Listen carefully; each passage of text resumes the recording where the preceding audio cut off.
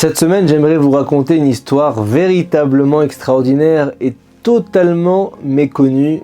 Écoutez bien.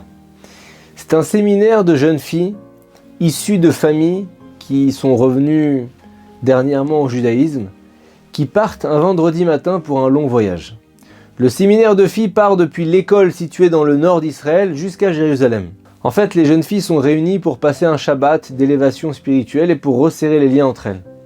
Le programme du Shabbat est très dense, il y a des cours, des conférences, des prières, des chants, le tout dans une ambiance de spiritualité exceptionnelle.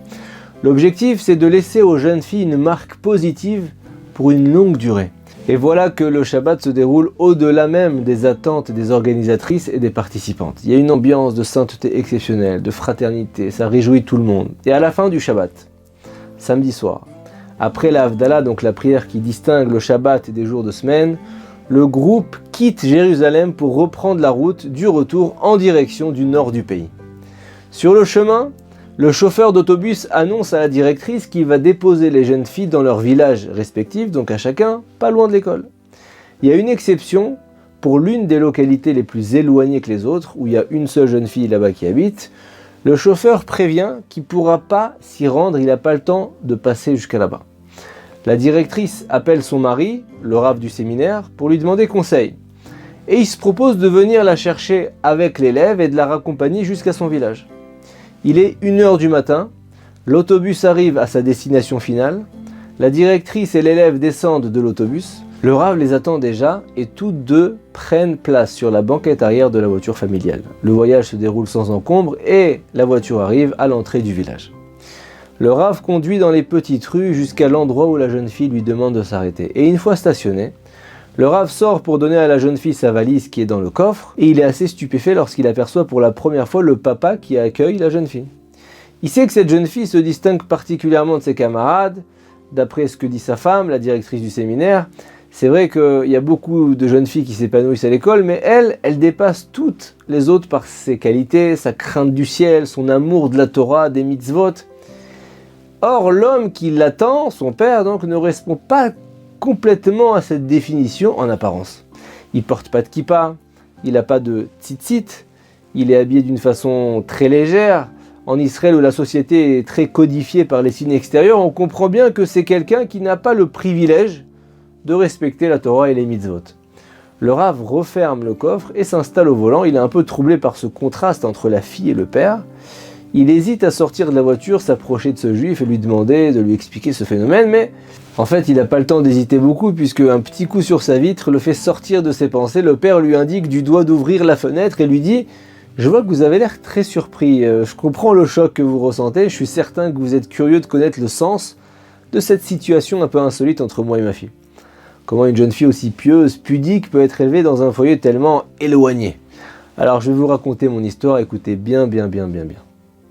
Éteignez le moteur, éteignez la voiture et venez entrer chez moi. » Le rav hésite, le papa il est avenant, il installe le rav et son épouse dans son salon et il sort une kippa d'un tiroir pour l'honneur des invités. Il leur dit « Rav, vous pouvez boire un café, notre cuisine est cachère, la méadrine. Elle obéit au plus strict standard de la loi juive. Mes enfants tiennent à la meilleure cache-route possible. Parce que j'ai aussi 2 autres garçons orthodoxes. L'un d'eux étudie dans une grande yeshiva de Bnei Brak, il étudie très bien, et ses maîtres ne cessent de le complimenter. Et le second, il est avrer, dans la ville de Tzfat, donc il étudie, il est à plein temps la Torah. C'est un vrai érudit, il étudie du matin jusqu'à minuit.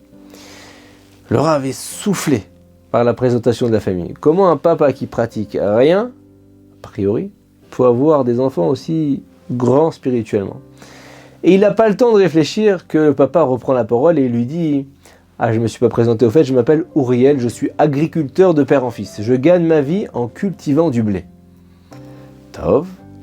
Uriel n'a pas eu la chance de grandir dans un foyer de Torah, mais ses parents l'ont élevé dans l'amour du judaïsme et dans la crainte des sages. Il admire les grands sages en Torah.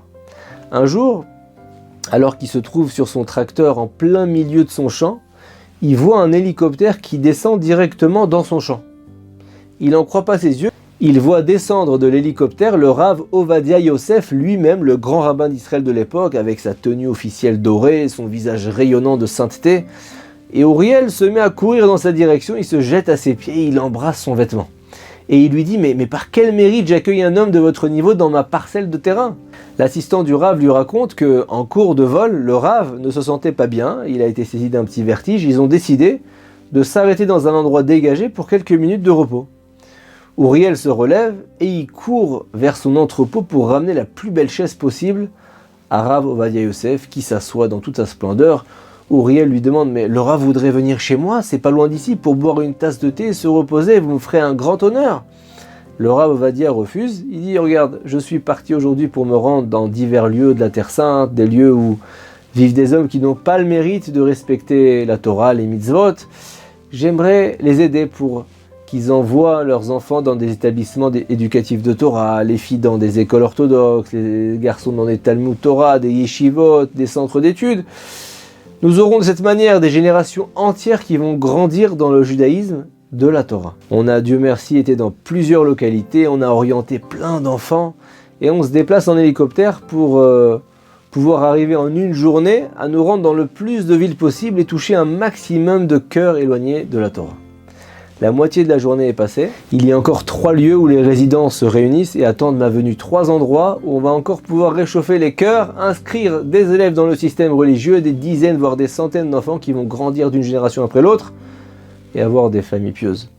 Si seulement je pouvais entrer chez toi pour me reposer, crois-moi, je le ferais. Mais comment est-ce que je peux abandonner à leur sort les enfants de Dieu? Le Rav se repose sur la chaise.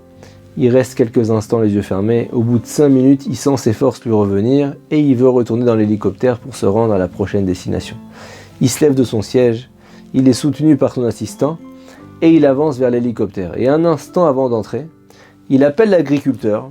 Uriel s'arrête dans son récit et là il verse des larmes quand il raconte l'histoire, comme s'il revivait cette rencontre. Il dit, Rav Ovadia Yosef saisit ma main tremblante entre ses 2 paumes de main chaleureuse, me regarde droit dans les yeux, ses yeux purs deviennent vitreux et il verse de chaudes larmes. Et il me dit, mon cher ami, c'est pas un hasard si on m'a fait atterrir du ciel dans ton champ. Si le maître du monde a orchestré les choses comme ça, c'est le signe qu'il veut que cet arrêt providentiel ait un sens.